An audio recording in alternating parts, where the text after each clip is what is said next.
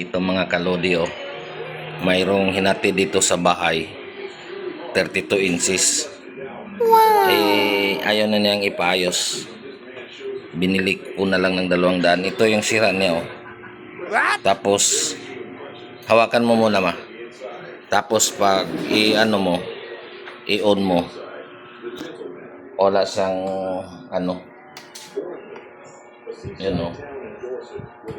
Wala siyang makikitang ano, yun, oh. Wala siyang makikita. Una siya, wala siyang tao.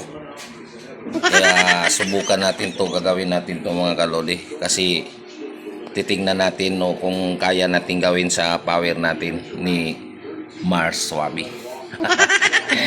Update ko na lang kayo mga kalodi mamaya-maya, kasi mahaba ang video natin. Kung pinaklas ko na ito na, nagtatanggal ko na, idol.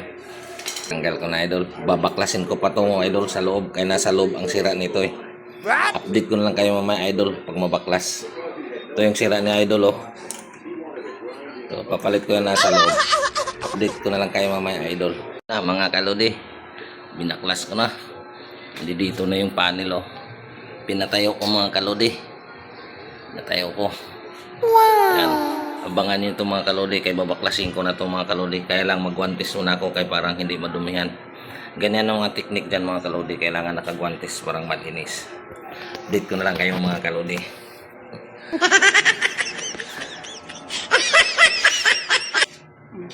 Ito na mga kalodi, kinabit ko na mga idol.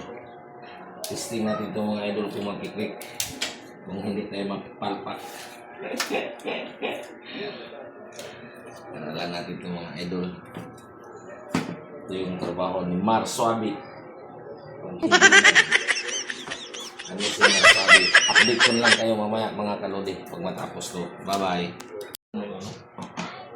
Oh, ito mga idol, parang kumapit tong backlight. Mayroon akong ganito, nabili ko lang to sa Shopee para pang ano to sa backlight. Kaya bininta na lang to sa akin mga kalodi ng 200, kasi siningilan sila dito ng 3.5. Napagawa daw 3.5, ka bininta na lang na sa akin ng 200. Iwan ko mga ka-idol kung kaya natin to. Kaya update ko na lang kayo mamaya pag matapos itong mga kalodi. Bye bye. Mga ka-idol, nabuo ko na mga ka-idol, oh. Oh, pahinain mo yung sounds mo, makapiright ako. Ayan, oh, smart yan mga ka-idol. Gumana na. Yan ang mga ka-idol, oh, diba? Magkano kaya yan, idol, pag ibinta ko? Yun, napakinabangan ko na yung 200, kasi di pinagawa sa may-ari doon sa ano niya, kasi siningilan siya ng 3,000 mahigit. Kaya sabi niya, ibinta ko na lang to, kay malaki daw ang sira. Ngayon mga ka-idol, yun na, naayos ko na. Yung pa nagkalat ko yung mga gamit ko mga ka-idol, oh.